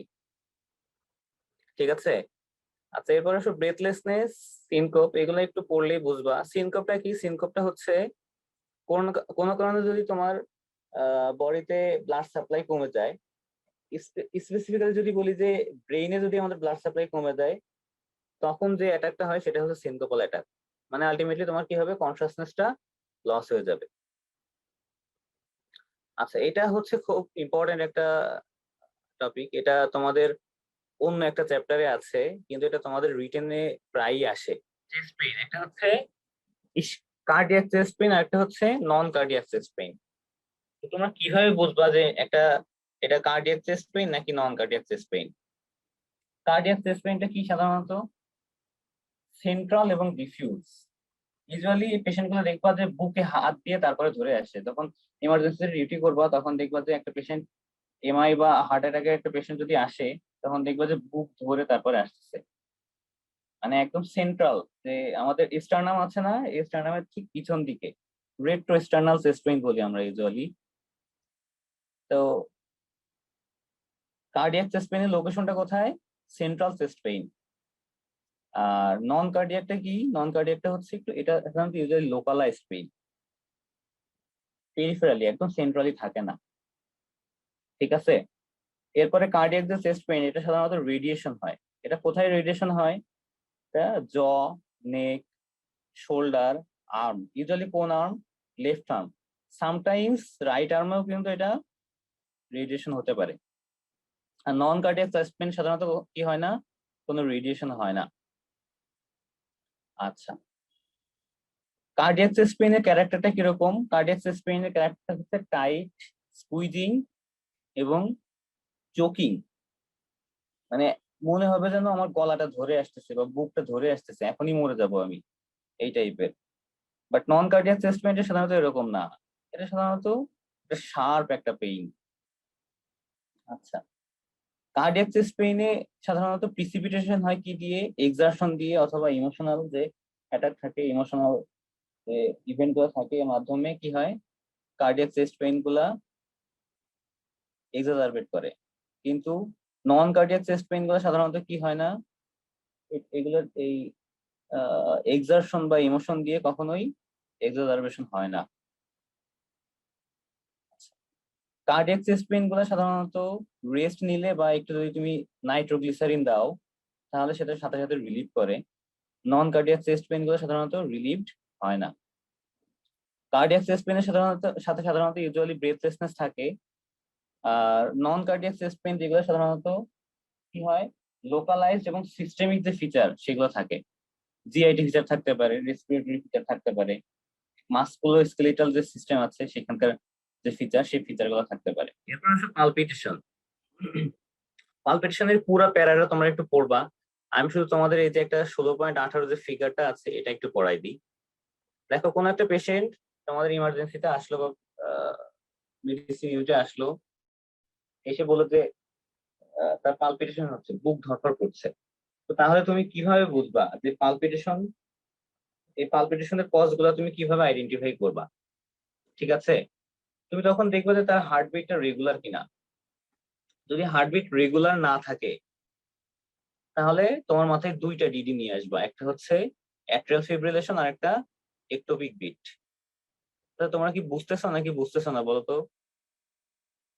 আমার কাছে মনে হচ্ছে আমি নিজে একা একা পাগল করতেছি। না ভাই, বুঝতেছি। আচ্ছা, মানে কোন একটা পেশেন্ট প্রথমে কি আসলো, পালপিটেশন নিয়ে আসলো। পালপিটেশন নিয়ে আসলে তুমি প্রথমে কি করবা, তার হার্টবিটটা রেগুলার আছে কিনা সেটা দেখবা। যদি রেগুলার না থাকে, তাহলে দুইটা ডিডি চিন্তা করবা, একটা কি, একটা হচ্ছে অ্যাট্রিয়াল ফিব্রিলেশন আর একটা কি, একটোপিক বিট। ঠিক আছে, এখন এই দুইটাকে তুমি আলাদা করবা কি করে? অ্যাট্রিয়াল ফিব্রিলেশনে সাধারণত বিটটা কিরকম হয়, কেউ বলতে পারবা? অ্যাট্রিয়াল ফিব্রিলেশনের হার্টবিট কিরকম থাকে? irregularly irregular. হ্যাঁ, irregular, very good. Irregularly irregular. আর একটোপিকটা কি থাকে? একটোপিকটা সাধারণত একটা রিকারেন্ট বিট দেয় এবং এটা সাধারণত শর্ট টাইম থাকে। ঠিক আছে, রিকারেন্ট একটা শর্ট লিভড হার্টবিট। আচ্ছা, এখন মনে করো তোমার হার্টবিটটা রেগুলার আছে, তাহলে তখন দেখবে যে তার হার্টবিটটা কত। যদি মোর দেন 120 থাকে, ঠিক আছে, যদি মোর দেন 120 থাকে, তাহলে তোমার মাথায় দুইটা ডিডি আসবে, একটা হচ্ছে সুপ্রাভেন্ট্রিকুলার ট্যাকিকার্ডিয়া বা এসবিটি, আর একটা ভেন্ট্রিকুলার ট্যাকিকার্ডিয়া বা। আর যদি হার্ট রেট রেগুলার কিন্তু হার্ট মোর লেস দেন 120, তখন কি চিন্তা করবা? তখন চিন্তা করবা এটা সাইনাস ট্যাকিকার্ডিয়া, এটা খুব বেশি সিগনিফিকেন্ট কিছু না। অথবা কি হতে পারে, হাই আউটপুট, যেমন যদি কারো কোনো পেশেন্টের এনিমিয়া যদি থাকে তাহলে সেক্ষেত্রে হতে পারে, থাইরয়েডক্সিকোজ যদি থাকে তাহলে সেক্ষেত্রেও এরকম প্যালপিটেশন নিয়ে আসতে পারে। কিন্তু হার্ট রেট তখন কত থাকবে? Less than 120। আচ্ছা, এখন এই যে এসবিটি আর ভিটি, এই দুইটাকে তুমি কিভাবে আলাদা করবা? যদি এই সম্পর্কে আরো পরে লেকচার হবে, তবে একটুখানি বলি। এসবিটি এবং ভিটি ইসি যদি করো, তখন দেখবা কি দুইটাতেই পি ওয়েভ অ্যাবসেন্ট থাকবে। ঠিক আছে, দুইটারই হার্ট রেট মোর দেন 120, কিন্তু এসবিটি তে কি থাকবে? ন্যারো কমপ্লেক্স, কি ন্যারো কিউআরএস কমপ্লেক্স। আর ভেন্ট্রিকুলার ট্যাকিকার্ডিয়াতে কি থাকবে? Wide and broad QRS complex. Clear? তার মানে এসবিটি এবং ভিটি কে তুমি কি করবা, কিভাবে ডিফারেন্সিয়েট করবা? এসভিডি তে কি থাকবে, narrow QRS QRS narrow QRS. আর ভেন্ট্রিকুলার টাইগ্রেটে কি থাকবে, ওয়াইড। ঠিক আছে, মানে এসভিডি তে কিউআরএস কমপ্লেক্সের ডিউরেশন থাকবে লেস দেন 20 সেকেন্ড। ঠিক আছে, লেস দেন 0.20 সেকেন্ড। আর ভেন্ট্রিকুলার টাইগ্রেটে থাকবে মোর দেন। ঠিক আছে, আচ্ছা এবার আসো cardiac arrest.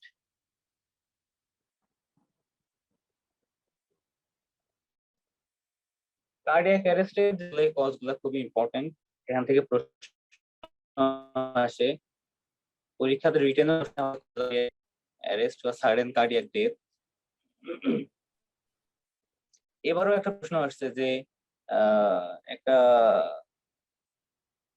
50 years old male was speaking in a road and suddenly he fell unconsciousness and then expired. What is the cause? Actually ওনার মানে সাডেন কার্ডিয়াক অ্যারেস্ট হয়েছে আর কি, যার কারণে ওনার এক্সপায়ার করছে। তো কজ অফ সাডেন কার্ডিয়াক ডেথের most common cause কি, coronary artery disease 85% ক্ষেত্রে, এবং 10% ক্ষেত্রে স্ট্রাকচারাল হার্ট ডিজিজ। এবং করোনারি আর্টারি ডিজিজের ক্ষেত্রে মোস্ট কমন হচ্ছে myocardial ischemia, not myocardial infarction. ঠিক আছে, মোস্ট কমন কজ কি, মোস্ট কমন কজ হচ্ছে মায়োকার্ডিয়াল ইসকেমিয়া। ঠিক আছে, পড়ার সময় একটু ভালো করে দেখবা, মায়োকার্ডিয়াল ইসকেমিয়া এটা হচ্ছে মোস্ট কমন। মায়োকার্ডিয়াল ইনফার্কশনও আছে, কিন্তু মোস্ট কমন হচ্ছে মায়োকার্ডিয়াল ইসকেমিয়া। আচ্ছা এছাড়াও কি হতে পারে, prior myocardial infarction with myocardial scarring, মানে এর আগে কারো মায়োকার্ডিয়াল ইনফেকশন হয়েছিল এবং তার হার্টে কি আছে, একটা স্কার রয়ে গেছে। ঠিক আছে, তার ক্ষেত্রেও কি হতে পারে, সাডেন কার্ডিয়াক ডেথ হতে পারে। ঠিক আছে, আচ্ছা এরপরে কি, structural heart disease. Structural heart ডিজিজের মধ্যে কি আছে দেখো, aortic stenosis, hypertrophic cardiomyopathy, dilated cardiomyopathy, arrhythmogenic right ventricular cardiomyopathy, congenital heart disease. এর মধ্যে sudden cardiac death in older people, older পিপলের ক্ষেত্রে সাডেন কার্ডিয়াক ডেথের মোস্ট কমন কজ হচ্ছে অ্যাওর্টিক স্টেনোসিস। ঠিক আছে, এটা একটু লিখে নিতে পারো। আর যদি ইয়াং অ্যাথলেটদের যদি সাডেন কার্ডিয়াক ডেথ হয়, তাহলে তাদের ক্ষেত্রে মোস্ট কমন কজ হচ্ছে হাইপারট্রফিক কার্ডিওমায়োপ্যাথি, HCM। ঠিক আছে, কিছুদিন আগেও তো ফুটবল মাঠে একটা প্লেয়ার কলাপস করে গেছিল এবং তাকে পরে সিপিআর দিয়ে আবার রিভার্স করা হয়েছিল। আমার এক্স্যাক্টলি যদিও নামটা মনে নাই, তোমাদের হয়তো মনে থাকতে পারে। আচ্ছা, নন স্ট্রাকচারাল হার্ট ডিজিজের মধ্যে কি আছে দেখো, লং কিউটি সিনড্রোম, ব্রুগাডার syndrome, Wolff Parkinson White syndrome, adverse drug reactions of torsades de pointes, severe electrolyte abnormality. এগুলো একটু মনে রাখবা, তবে মোস্ট ইম্পর্টেন্ট যে কজগুলো সেগুলো সবথেকে বেশি মনে রাখবা।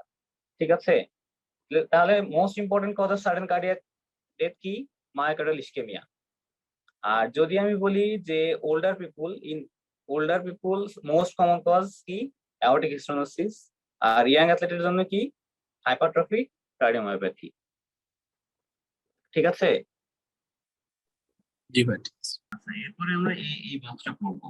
ঠিক আছে, normal and abnormal heart sound. First heart sound কখন প্রডিউস হয়, কেন প্রডিউস হয়, mitral valve, mitral and tricuspid valve, তাই তো? আচ্ছা জি ভাই। এটা ইউজুয়ালি কখন, অনসেট অফ দা সিস্টোল, মানে সিস্টোল যখন শুরু হয়, ভেন্ট্রিকুলার যখন সিস্টোল শুরু হয়, তখনই কি হয়, মাইট্রাল ভালভ এবং ট্রাইকাসপিড ভালভগুলো কি হয়, ক্লোজ হয়ে যায়, আর অ্যাওর্টিক আর পালমোনারি ভালভগুলো ওপেন হয়ে যায়। তখনই কি ফার্স্ট হার্ট সাউন্ডটা শোনা যায়, তাই তো? জি। আচ্ছা, তোমরা ওই যে আমার ইয়েতে লেখা আছে দেখো, আইসোমেট্রিক কন্ট্রাকশন, এগুলা এখন তোমাদের মানে ফাইনাল ইয়ারের জন্য লাগবে না, পোস্ট গ্রাজুয়েশনের সময় যখন পড়াশোনা করবো তখন এগুলো লাগবে আর কি। মানে কার্ডিয়াক সাইকেলের সাথে কোরিলেট করে ফার্স্ট হার্ট সাউন্ডটা কখন শোনা যায়। কার্ডিয়াক সাইকেলের দুইটা ইভেন্ট না, একটা হচ্ছে ভেন্ট্রিকুলার সিস্টোল, একটা হচ্ছে ভেন্ট্রিকুলার ডায়াস্টল। তো ভেন্ট্রিকুলার সিস্টোলের তো আবার 3টা সাইকেল ছিল, একটা হচ্ছে isometric contraction phase, rapid ejection phase, তারপরে কি স্লো ইজেকশন ফেজ। মনে পড়ে এগুলা? এগুলা ফার্স্ট ইয়ারে হালকা পড়ছো আর হালকা কি। মনে আছে আর কি, হালকা, বেশি হ্যাঁ। পুরোটা মনে নেই। হ্যাঁ, এগুলো ফার্স্ট ইয়ারে পড়ছো আর কি। তো আইসোমেট্রিক কন্ট্রাকশন ফেজের সময় সাধারণত এই ফার্স্ট হার্ট সাউন্ডটা শোনা যায় আর কি। ঠিক আছে, আপাতত এটা না জানলেও চলবে, আপাতত বইয়ে যেটা আছে সেটাই জানো। তো ফার্স্ট হার্ট সাউন্ডটা কখন শোনা যায়? সিস্টোলের শুরুতে, ঠিক আছে। Right mitral valve and tricuspid valve যখন ক্লোজার হয় তখন। আচ্ছা, সেকেন্ড হার্ট সাউন্ডটা কখন শোনা যায়? At the end of the systole. Systole যখন শেষ হয়ে যায় সেই মুহূর্তে, যখন অ্যাওর্টিক ভালভ এবং পালমোনারি ভালভটা ক্লোজ হয়ে যায়। এবং দেখো সেকেন্ড হার্ট সাউন্ডের কয়টা কম্পোনেন্ট? দুইটা কম্পোনেন্ট, একটা হচ্ছে A2 আর একটা কি? P2। এবং এই সম্পর্কে আমি একটু আগে তোমাদেরকে বলছি, A2টা কি ইউজুয়ালি প্রথমে ফার্স্ট শোনা যায় এবং P2টা পরে শোনা যায়, কিন্তু এটা সাধারণত একেবারে স্প্লিট হয় না। সরি, কেউ কিছু বলছো? আচ্ছা, A2 ফার্স্ট শোনা যায় এবং P2 তারপরে শোনা যায়। আচ্ছা, ফার্স্ট হার্ট সাউন্ডের কিছু দেখো, ওই যে ভ্যারিয়েবল ফিচারের নিচে যেটা লেখা আছে, মানে অ্যাবনরমালিটি। ফার্স্ট হার্ট সাউন্ড কিছু কিছু সময় লাউড শোনা যায়, কিছু কিছু সময় সফট শোনা যায়। লাউড শোনা যায় কখন? লাউড শোনা যায় ইউজুয়ালি কোনো কারণে যদি হাই আউটপুট হার্ট ফেলিওর হয়, মানে হাইপার ডাইনামিক সার্কুলেশন। দেখো এনিমিয়া, প্রেগনেন্সি, তারপরে কি থাইরোটক্সিকোসিস, বেরি, এই ডিজিজগুলোর সময় সাধারণত কি হয়? এই ডিজিজগুলোর সময় সাধারণত আমাদের কি হয়? সার্কুলেশনটা বেড়ে যায়। প্রেগনেন্সিতে কি হয়? প্রেগনেন্সিতে কার্ডিয়াক আউটপুট বাড়ে না? বাড়ে। থাইরোটক্সিসিসে কি কার্ডিয়াক আউটপুট বাড়ে না? বাড়ে। তো এই সময় কি হয়? এই সময় ফার্স্ট হার্ট সাউন্ডটা কি হয়? অনেক লাউড শোনা যায়, কারণ মাইট্রাল ভালভ এবং ট্রাইকাসপিড ভালভটা কি অনেক জোরে ক্লোজ হয়। যেহেতু সার্কুলেশন বেশি, মানে কার্ডিয়াক আউটপুট যেহেতু বেশি, তার মানে কি হচ্ছে? ভালভটাও কি হবে? ক্লোজ হবে কি অনেক স্ট্রংলি, যার কারণে ফার্স্ট হার্ট সাউন্ডটাও কি শোনা যাবে? লাউড শোনা যাবে। ঠিক আছে, দেখো আরো একটা কজ আছে, সেটা কি? Mitral stenosis. মাইট্রাল স্টেনোসিসটা কি? মাইট্রাল স্টেনোসিস হচ্ছে আমাদের মাইট্রাল ভালভটা কোনো কারণে যদি স্টেনোস হয়ে যায়। স্টেনোস মানে তো বুঝো নাকি? ন্যারো হয়ে যায়। তো যদি কোনো কারণে ন্যারো হয়ে যায় তখন কি হয়? ফার্স্ট হার্ট সাউন্ডটা কি হয়? লাউড শোনা যায়। কারণ কি? যেহেতু আমাদের ভালভটা ন্যারো হয়ে গেছে, এখন এখান দিয়ে যেহেতু ব্লাড এখন যেতে হবে, মানে লেফট অ্যাট্রিয়াম থেকে লেফট ভেন্ট্রিকলে যখন ব্লাড যাবে, তখন মানে প্রেসার গ্রেডিয়েন্টটা কি থাকে? বেশি থাকে। যেহেতু ন্যারো স্পেস দিয়ে বেশি বেশি ব্লাড আসতেছে, যার কারণে কি হয়? অনেক স্ট্রংলি এটা ক্লোজ হয় এবং হার্ট সাউন্ডটাও কি হয়? অনেক স্ট্রংলি শোনা যায়, লাউড শোনা যায়। ঠিক আছে। আর জি ভাই। সফট শোনা যায় কখন? সফট শোনা যায় দেখো হার্ট ফেলিওরে এবং মাইট্রাল রিগার্জিটেশনে। রিগার্জিটেশন মানে কি? রিগার্জিটেশন মানে হচ্ছে ব্যাকফ্লো করা। মানে লেফট অ্যাট্রিয়াম থেকে ব্লাড কোথায় আসে? ইউজুয়ালি লেফট ভেন্ট্রিকলে আসে। কিন্তু মাইট্রাল রিগার্জিটেশনে কি হয়? কিছু পরিমাণ ব্লাড আবার কি হয়?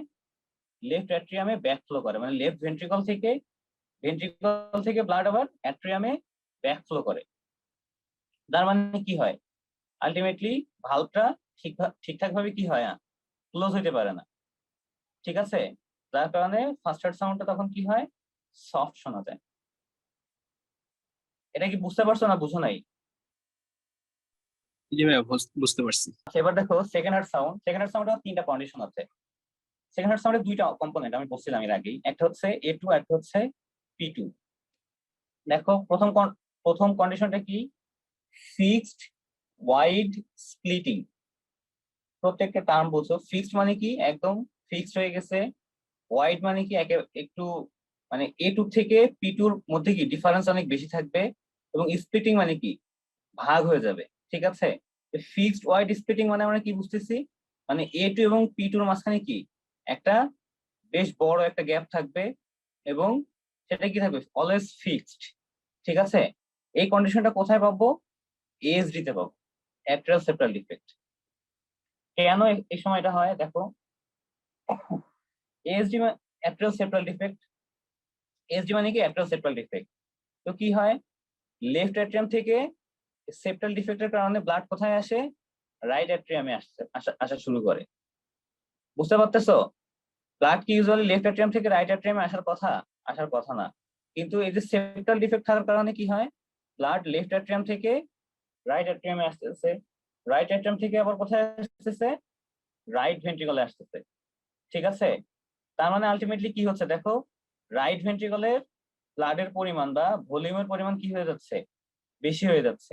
আবার এদিকে কি হচ্ছে, লেফট ভেন্ট্রিকলের ব্লাডের পরিমাণ কি হয়ে যাচ্ছে, কম হয়ে যাচ্ছে। কারণ কি, লেফট অ্যাট্রিয়াম থেকে যে পরিমাণ ব্লাড লেফট ভেন্ট্রিকলে যাওয়ার কথা সেই পরিমাণ লেফট ভেন্ট্রিকলে যাচ্ছে না, কিছু পরিমাণ ব্লাড কোথায় চলে যাচ্ছে, তো সেপ্টাল ডিফেক্টের মধ্য দিয়ে রাইট অ্যাট্রিয়ামে চলে যাচ্ছে, রাইট অ্যাট্রিয়াম থেকে রাইট ভেন্ট্রিকলে আসতেছে। যেহেতু রাইট ভেন্ট্রিকলে আসতেছে, তোমার রাইট ভেন্ট্রিকলের ভলিউমটা কি হয়ে যাচ্ছে, বেশি হয়ে যাচ্ছে, আর লেফট ভেন্ট্রিকলের ভলিউমটা কি হয়ে যাচ্ছে, কম। তো রাইট ভেন্ট্রিকলের যে ভলিউমটা, এই ভলিউমটা কমপ্লিট হইতে মানে লাঙে যেতে এবং পালমোনারি ভালভটা ক্লোজ হইতেও কি হবে, সময় বেশি নিবে। আর লেফট ভেন্ট্রিকলে যেহেতু আমার ব্লাডের পরিমাণ কম, ভলিউমের পরিমাণ কম, এবং এই সিস্টেমটা কমপ্লিট হতেও কি হবে, এখানে কম সময় লাগবে। তার মানে কি হবে, আলটিমেটলি A2 এবং P2 এর মধ্যে কি হবে, একটা বেশ বড় একটা গ্যাপ তৈরি হয়ে যাবে। ঠিক আছে, এবং এটা কি হবে, অলওয়েজ ফিক্সড একটা ওয়াইড স্প্লিটিং হবে। বুঝছো এটা না বুঝো নাই, আমার কি বলতে হবে? হ্যাঁ, মেকানিজমটা বুঝতে পারছি, মানে এখানে যে ফিক্সড কথাটা বলছে, যে এটা ফিক্সডটা বুঝতে পারি। ফিক্সড মানে হচ্ছে দেখো যে A2 এবং P2, ঠিক আছে, A2 সবসময় প্রথমে শোনা যায় এবং P2 ইউজুয়ালি তারপরে শোনা যায়। ধরো নর্মালি মনে করলাম যে A2 এবং P2 1 সেকেন্ড ডিফারেন্সে শোনা যায়। ঠিক আছে, এখানে হয় কি, এখানে ধরো ওয়াইড স্প্লিটিং হচ্ছে, তার মানে অলওয়েজ ধরো 5 সেকেন্ড পর পর শোনা যাচ্ছে। ব্যাপারটা এরকম না যে A2 শোনার 5 সেকেন্ড পরে P2 শোনা যাচ্ছে, আবার আরেকবার A2 শোনার 6 সেকেন্ড পরে P2 শোনা যাচ্ছে। ব্যাপারটা এরকম না, অলওয়েজই 5 সেকেন্ড পর পর শোনা যাবে। ঠিক আছে, একবার 5 সেকেন্ড পর, একবার 6 সেকেন্ড পর, বা একবার 3 সেকেন্ড পর, মানে ভেরিয়েবল এরকম হবে না। ক্লিয়ার ব্যাপারটা? মানে এখানে ফিক্সড মানে হচ্ছে টাইম, মানে নির্দিষ্ট হ্যাঁ টাইম, হ্যাঁ, ফিক্সড একটা টাইম পর পর, হ্যাঁ। ঠিক আছে, একটা হ্যাঁ, বুঝতে নির্দিষ্ট পারছি। সময় পর পর, জি ভাই, বুঝতে যে 6 পারছি। সেকেন্ড পর পর বা 7 সেকেন্ড পর পর। ঠিক আছে, ভেরিয়েবল হবে না, একদম হ্যাঁ। ফিক্সড একটা টাইম পাওয়ার পরই সাধারণত এটা শোনা যাবে। কিন্তু কি হবে, স্প্লিটিং থাকবে। নর্মাল জি যে ভাই। A2 পিট শোনা যায় সেরকম না, ফিক্সড এবং ওয়াইড। আচ্ছা, এরপর কন্ডিশনটা দেখো, ওয়াইড বাট ভেরিয়েবল স্প্লিটিং। দেখো তাহলে এটা কোনটা, এটা হচ্ছে সেটাই। দেখো এখানেও কি হবে, স্প্লিটিং হবে, কিন্তু এখানকার টাইমটা কি হবে, টাইমিংটা কিন্তু ভেরিয়েবল হবে। কখনো 4 সেকেন্ড পরে শোনা যাবে, কখনো 5 সেকেন্ড পরে শোনা যাবে, আবার কখনো 10 সেকেন্ড পরেও শোনা যেতে পারে, এটার কোনো নির্দিষ্টতা নাই। ঠিক আছে, কিন্তু ASD-র ক্ষেত্রে কি, ফিক্সড। ঠিক আছে, আর এই কন্ডিশনটা কি হবে, এই কন্ডিশনটা ফিক্সড না, এটা হচ্ছে ভেরিয়েবল। ঠিক আছে, এটা কোথায় শোনা যায়, এটা সাধারণত যদি রাইট বান্ডেল ব্রাঞ্চ ব্লক থাকে। ঠিক আছে, RBBB, এটা কোথায় পাওয়া যায়, সাধারণত এটা পালমোনারি স্টেনোসিসে পাওয়া যায়। ঠিক আছে, দেখো পালমোনারি স্টেনোসিস মানে পালমোনারি যে ভালভটা আছে, পালমোনারি ভালভে যদি স্টেনোসিস হয় তাহলে কি হবে, রাইট ভেন্ট্রিকল থেকে ব্লাড লাঙে যেতে কি মানে ইজিলি যেতে পারবে, যেতে পারবে না।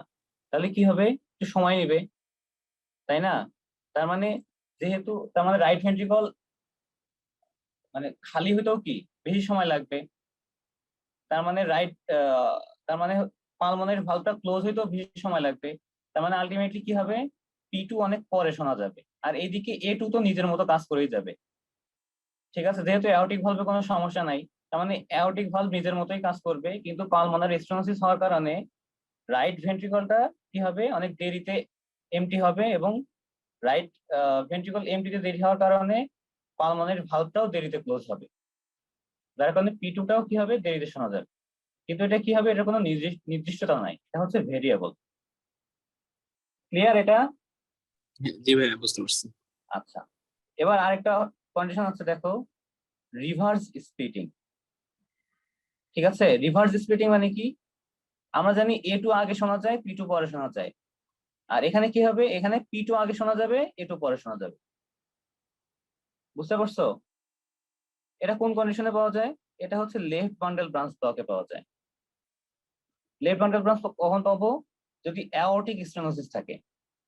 দেখো সেম কাহিনী, এখানে অ্যাওর্টিক ভালভ স্টেনোসড হয়ে আছে, তার মানে লেফট ভেন্ট্রিকল থেকে ব্লাড দেরিতে যাবে, তার মানে অ্যাওর্টিক যে কম্পোনেন্ট, মানে অ্যাওর্টিক যে ভালভটা আছে সেই অ্যাওর্টিক ভালভটাও কি হবে, অনেক দেরিতে ক্লোজ হবে। কিন্তু পালমোনারি ভালভ তো ঠিকই নর্মাল যেভাবে কাজ করছে সেভাবেই করতে থাকবে, তার মানে পালমোনারি ভালভ আগেই ক্লোজ হয়ে যাবে, কিন্তু অ্যাওর্টিক ভালভটা কি স্টেনোসড থাকার কারণে তার সিস্টল কখনো কি কমপ্লিট হবে না, ঠিক আছে? যার কারণে P2 আগে শোনা যাবে কিন্তু A2 পরে শোনা যাবে। বুঝতে পারছো না, বুঝো নাই? জি ভাই, বুঝতে পারছি। আচ্ছা, তাহলে এই গেল হচ্ছে আমাদের ফার্স্ট হার্ট সাউন্ড আর সেকেন্ড হার্ট সাউন্ড। এরপরে আসো third heart sound. Third heart sound কখন শোনা যায়? থার্ড হার্ট সাউন্ড ইউজুয়ালি সাধারণত ডায়াস্টলের একদম শুরুর দিকে শোনা যায়, এবং এটা কি জন্য শোনা যায়? এটা সাধারণত ভেন্ট্রিকুলার ওয়ালে সাধারণত কি হয়, অ্যাব্রাপ্ট সিজেশন যখন হয় তখন এটা শোনা যায়। আমাদের ভেন্ট্রিকুলার ডায়াস্টলের যে একটা ফেজ আছে, ফার্স্ট র্যাপিড ফিলিং ফেজ, এই সময় সাধারণত এটা ইউজুয়ালি শোনা যায়, ঠিক আছে? এটা এটা কখন, এটা কোন কোন কন্ডিশনে পাওয়া যায়? এটা সাধারণত ফিজিওলজিক্যালি পাওয়া যায়, প্রেগন্যান্সিতে পাওয়া যায়, ইয়াং পিপলে পাওয়া যায়। প্যাথোলজিক্যালি কখন পাওয়া যায়? হার্ট ফেলিয়ারে পাওয়া যায় এবং মাইট্রাল রিগার্জিটেশনে পাওয়া যায়। একটা মজার জিনিস দেখো, ফার্স্ট হার্ট সাউন্ড সফট হয় কখন? হার্ট ফেলিয়ার এবং মাইট্রাল রিগার্জিটেশন। এবং এই একই কন্ডিশনে কি পাওয়া যায়? থার্ড হার্ট সাউন্ডও পাওয়া যায়, ঠিক আছে? জি ভাই। আরেকটা হচ্ছে কি fourth heart sound. Fourth heart sound কখন পাওয়া যায়? ফোর্থ হার্ট সাউন্ড সাধারণত ইউজুয়ালি কোথায় পাওয়া যায়? ডায়াস্টলের শেষের দিকে, ঠিক আছে? এটা সাধারণত কোত্থেকে অ্যারাইজ করে? এটা সাধারণত ভেন্ট্রিকল থেকে অ্যারাইজ করে। ফোর্থ হার্ট সাউন্ড কোন কন্ডিশনে পাওয়া যায়? যদি লেফট ভেন্ট্রিকুলার হাইপারট্রফি হয়, LVH, লেফট ভেন্ট্রিকুলার হাইপারট্রফি হলে তখন সাধারণত এই ফোর্থ হার্ট সাউন্ডটা পাওয়া যায়। ইউজুয়ালি অ্যাওর্টিক স্টেনোসিস বা হাইপারট্রফিক কার্ডিওমায়োপ্যাথি, এই কন্ডিশনগুলোতে সাধারণত ফোর্থ হার্ট সাউন্ড আমরা পাই। ইউজুয়ালি কি আমরা থার্ড হার্ট সাউন্ড বা ফোর্থ হার্ট সাউন্ড পাই না। আমরা সাধারণত যে হার্ট সাউন্ড গুলো আমরা দেখি অ্যাপেক্সে, তারপরে কি লেফট এক্সটার্নাল এজে, সেটা কি, এটা ইউজুয়ালি সাধারণত ফার্স্ট হার্ট সাউন্ড এবং সেকেন্ড হার্ট সাউন্ড শুনি। থার্ড হার্ট সাউন্ড এবং ফোর্থ হার্ট সাউন্ড ইউজুয়ালি পাওয়া যায় না, কিন্তু এই কন্ডিশন গুলোতে আমরা থার্ড এবং ফোর্থ হার্ট সাউন্ড পাই। আচ্ছা, এরপরে একটা কি আসো, সিস্টোলিক ক্লিক। দেখো নামের সাথেই মিল আছে। সিস্টোলিক ক্লিক মানে কি, সিস্টোলের সময় কি হবে, একটা ক্লিক সাউন্ড পাবো, ঠিক আছে? কখন? সিস্টোলের শুরুতে অথবা মাঝামাঝি সময়, ঠিক আছে?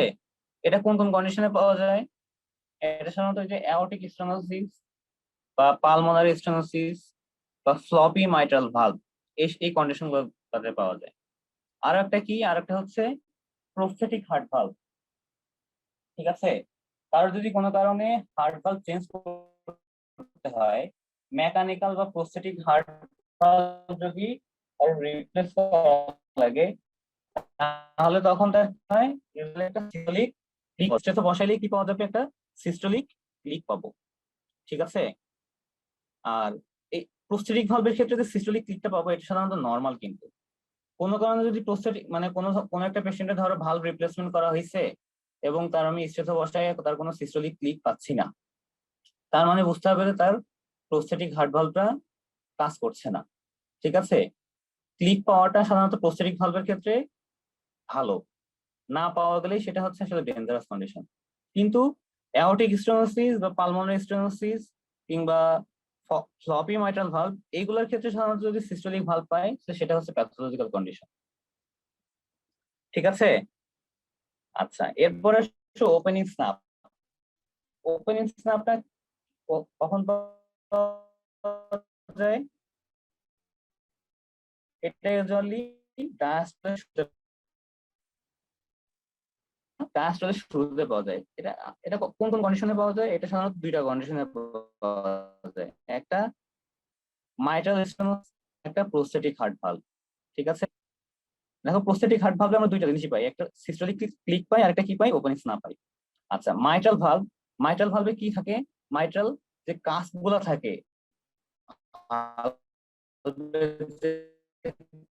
কাঁচ বা লিফলেট গুলো থাকে এগুলো কি হয়, এগুলি মাইট্রাল ভালভের যে ডায়ামিটার, কাঁচের যে ডায়ামিটার সেটা কত, 5 স্কয়ার সেন্টিমিটার। তো ন্যারো হইতে হইতে এটা কি হয়, এটা সাধারণত লেস দেন 1 সেন্টিমিটার পর্যন্ত হয়ে যেতে পারে। ঠিক আছে, তো যখন এই কাঁচগুলো ওপেন হয় তখন ইউজুয়ালি কি হয়, একটা সাউন্ড শোনা যায়। ঠিক আছে, মানে ভেন্ট্রিকুলার যখন ডায়াস্টল হয়, ডায়াস্টল হওয়ার সময় কি হবে, তোমার অ্যাওর্টিক ভালভ এবং মাইট্রাল ভালভ এবং ট্রাইকাসপিড ভালভ এই দুইটাই কি ওপেন হবে। তো যেহেতু মাইট্রাল ভালভের কাজটা ন্যারো হয়ে আছে, এটা ওপেন হওয়ার সময় কি হয়, একটা সাউন্ড শোনা যায়, এটা কি বলা হয়, ওপেনিং স্ন্যাপ। ঠিক আছে, এই ওপেনিং স্ন্যাপটা সেকেন্ড হার্ট সাউন্ডের যত কাছাকাছি শোনা যাবে সেটা দিয়ে সাধারণত মাইট্রাল স্টেনোসিসের সিভিয়ারিটি তত বোঝা যাবে। আর যত কাছাকাছি থাকবে মাইট্রাল স্টেনোসিস তত বেশি সিভিয়ার, এটা আমরা ক্যাটাগরাইজ করতে পারি। আচ্ছা, এই বক্সটা কি আর বলা লাগবে, এই বক্সটা কি বোঝা গেছে? জি ভাই বুঝতে পারছি। কোনো কনফিউশন থাকলে জিজ্ঞেস করতে পারো, আমি আবার বলবো। আচ্ছা, এবার আসো মারমার। মারমার কাকে বলে বলতে পারবো? What is murmur? abnormal heart sound. আচ্ছা, অ্যাবনর্মাল হার্ট সাউন্ড কেন প্রডিউস হয় বলতে পারবা? Turbulence of the turbulence of the blood flow. হ্যাঁ, টার্বুলেন্স অফ দ্য ব্লাড ফ্লোর কারণে শোনা যায়। আর ওটার কারণে শোনা যেতে পারে, নর্মাল ব্লাড ফ্লোর কারণে শোনা যেতে পারে না, যেতে পারে যদি হার্ট ভালভটা অ্যাবনর্মাল থাকে। ঠিক আছে, তার মানে দেখো মারমার দুইটা কন্ডিশনে পাওয়া যায়, একটা কি normal heart valve but abnormal blood flow. ঠিক আছে, আর আরেকটা কি normal blood flow but abnormal heart valve. বুঝতে পারছো? এই দুইটা কন্ডিশনে সাধারণত কি পাওয়া যায়, মারমার পাওয়া যায়। আচ্ছা, মারমার কয় ধরনের? মারমার হচ্ছে ইউজুয়ালি 3 ধরনের, একটা হচ্ছে systolic মারমার, another one is diastolic murmur and another one is continuous murmur. ঠিক আছে, দেখো শেষে এই যে হেডলাইন কন্টিনিউয়াস মারমার। তো মেইনলি দুইটা হেডলাইন, সিস্টোলিক এন্ড ডায়াস্টোলিক, এই দুইটাই মোস্ট ইম্পর্টেন্ট অ্যাকচুয়ালি। তো সিস্টোলিক মারমার আবার কয়েক ধরনের, 3 ধরনের, একটা কি ইজেকশন সিস্টোলিক মারমার, একটা প্যান সিস্টোলিক মারমার, একটা লেট ইজেকশন সিস্টোলিক মারমার। মানে কি, ইজেকশন শব্দের অর্থ কি বলতে পারবা? ইজেকশন মানে হচ্ছে মানে বের করে দেওয়া। আমার কথা শোনা যায়? জি ভাই শুনতে পাচ্ছি। আচ্ছা, ইজেকশন শব্দের অর্থ কি, বের করে দেওয়া। তো সিস্টোলের সময় কি হয়, সিস্টোল কোথায় হয়, রাইট ভেন্ট্রিকুলার সিস্টোল হয়, লেফট ভেন্ট্রিকুলার সিস্টোল হয়, তাই না? মানে সিস্টোল হলে তো দুইটা ভেন্ট্রিকুল একই সাথে সিস্টোল হয়। তো লেফট ভেন্ট্রিকল এবং রাইট ভেন্ট্রিকল যখন সিস্টোল হয় তো তখন ব্লাড কোথায় যায়, এক সাইডের ব্লাড যায় লেফট মানে লাঙে, আরেক সাইডের ব্লাড কোথায় যায়, অ্যাওর্টা হয়ে হোল বডিতে। এখন কোনো কারণে যদি এই যে অ্যাওর্টিক ভালভ এবং পালমোনারি ভালভ, এই দুইটা ভালভ যদি স্টেনোসড হয়ে থাকে, স্টেনোসিস থাকে, মানে ন্যারো হয়ে যায়, তাহলে কি নর্মালি যেভাবে ব্লাড যাইতো সেভাবে কি যেতে পারবে? পারবে না। মানে ন্যারো যে স্পেস আছে সেখান দিয়ে কি হবে, মানে আলটিমেটলি ধরো একটা পলিথিন, তার মধ্যে তুমি পানি ভর্তি করলা এবং মুখটা আটকায় দিলা এবং সুই দিয়ে একটা ফোঁটা করে দিলা, ফোঁটা করে দিলে পানিটা কিভাবে বের হবে? একদম সিঙ্গেল একটা লাইন দিয়ে অনেক ফোর্সফুলি বের হবে না? তো অ্যাওর্টিক স্টেনোসিস এবং পালমোনারি স্টেনোসিস যখন থাকবে তখন আলটিমেটলি এই কন্ডিশনটাই হয়, মানে ব্লাড জাস্ট এরকম একটা সিঙ্গেল লাইন দিয়ে ফোর্সফুলি বের হওয়ার চেষ্টা করে। তো সিঙ্গেল মানে ফোর্সফুলি যেহেতু বের হওয়ার চেষ্টা করে তখনই কি হয়, একটা মারমার শোনা যায়। এটাকে বলা হয় কি, ইজেকশন সিস্টোলিক মারমার। ঠিক আছে, আর আরেকটা কি, প্যান সিস্টোলিক মারমার। প্যান শব্দের অর্থ কি? প্যান শব্দের অর্থ হচ্ছে হোল, মানে সিস্টোলের পুরা সময় জুড়ে। ঠিক আছে, ভেন্ট্রিকল যখন সিস্টোলে আছে সিস্টোলের পুরা সময় জুড়ে এই মারমারটা শোনা যায়। ঠিক আছে, কোন কোন কন্ডিশনে পাওয়া যায়? মাইট্রাল রিগার্জিটেশনে পাওয়া যায়, ট্রাইকাসপিড রিগার্জিটেশনে পাওয়া যায়, এবং আরেকটা কি ভিএসডি তে পাওয়া যায়। দেখো মাইট্রাল রিগার্জিটেশনে কি হয়, মাইট্রাল রিগার্জিটেশন মানে তো আমরা বুঝি নাকি, রিগার্জিটেশন মানে হচ্ছে ব্যাকফ্লো করা। ব্লাড কি হয়, ব্যাকফ্লো করছে। নর্মালি ব্লাড কোথায় আসে, লেফট অ্যাট্রিয়াম থেকে লেফট ভেন্ট্রিকলে, অথবা এদিকে কি রাইট অ্যাট্রিয়াম থেকে রাইট ভেন্ট্রিকলে। কিন্তু যদি রিগার্জিটেশন থাকে তাহলে কি হয়, ব্লাড আবার কি হয়, ব্যাকফ্লো হয় রাইট ভেন্ট্রিকল থেকে রাইট অ্যাট্রিয়াম এবং লেফট ভেন্ট্রিকল থেকে লেফট অ্যাট্রিয়ামে আসে। তো আলটিমেটলি কি হয়, এটা পুরো সিস্টল জুড়ে এই কন্ডিশনটা চলতে থাকে। মানে ব্লাড আসতেছে আবার ব্যাকফ্লো হচ্ছে, আসতেছে আবার ব্যাকফ্লো হচ্ছে। ঠিক আছে, তার মানে কি হচ্ছে, একটা অ্যাবনর্মাল কন্ডিশন সৃষ্টি হচ্ছে। তার মানে কি হবে, একটা অ্যাবনর্মাল সাউন্ডও পাবা। তার মানে কি পাবা, সেটা কি, প্যানসিস্টোলিক মারমার। ঠিক আছে, আর কোনো কারণে যদি মাইট্রাল ভালভ প্রোলাপস থাকে তো সেটা কি হয়, লেট সিস্টোলিক মারমার পাওয়া যায়। খুব বেশি ইম্পর্টেন্ট না, প্রথম দুইটা মনে রাখলেই চলবে। তো ইজেকশন সিস্টোলিক মারমার কোন কন্ডিশনে পাওয়া যায়, অ্যাওর্টিক স্টেনোসিস আর কি পালমোনারি স্টেনোসিস। আর প্যানসিস্টোলিক মারমার কখন পাওয়া যায়, মাইট্রাল রিগার্জিটেশন আর একটা কি ট্রাইকাসপিড রিগার্জিটেশন। আচ্ছা, এই দুইটা কি বুঝতে পারছো না বুঝো নাই? জি ভাই, বুঝতে পারছি ভাই। আচ্ছা, আর কি আর আসো দুইটা, একটা কি ডায়াস্টোলিক মারমার।